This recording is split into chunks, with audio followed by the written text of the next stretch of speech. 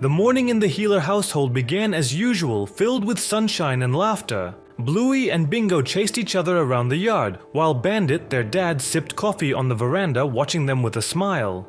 Chili, their mum, joined him after finishing her morning tasks. Everything was perfect and familiar, but then an unusual parcel appeared on the porch. There was no return address, just a plain brown box as if hastily packed. Curiosity won out and Bandit opened it. Inside, to Bluey's utter delight, lay a brand new shiny figurine. It was a Labubu bright pink with its pointed ears and characteristic toothy bared grin.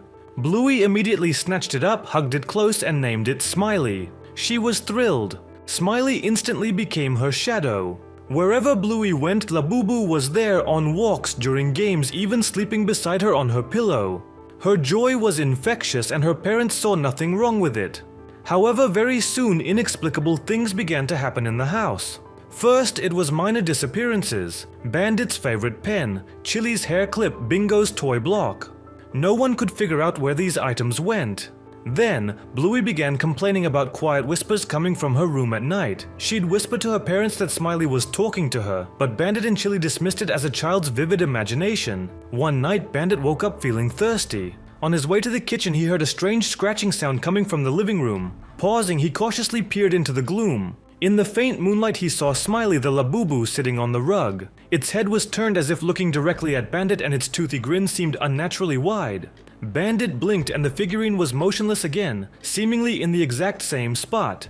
He convinced himself he was just tired. But the unease grew. Bluey's behavior began to change. She became withdrawn, often retreating to a corner of the room, whispering to Smiley. Her usual boisterous games took a back seat. Now she preferred to sit still, stroking the figurine.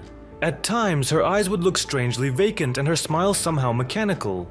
The tension peaked when Bingo, wanting to play, tried to take Smiley.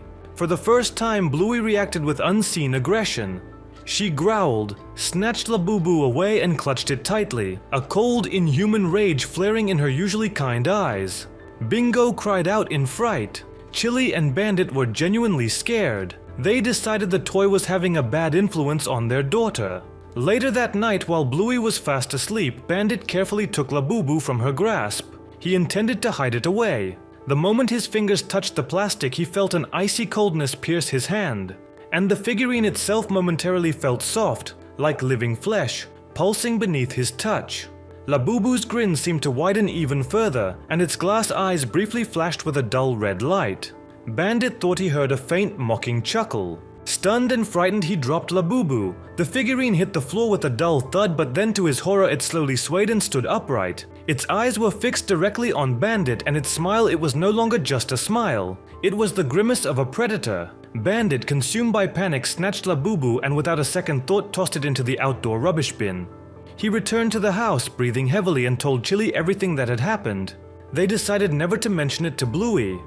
The next morning, Bluey woke up. She immediately reached for the spot where Smiley should have been. When she realized it was gone, her face twisted not just with sadness but with something darker and more sinister.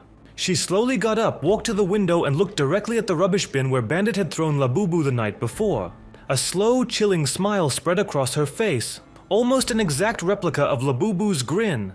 And in her eyes there was that same cold, inhuman glint. From that day on, Bluey was never quite the same.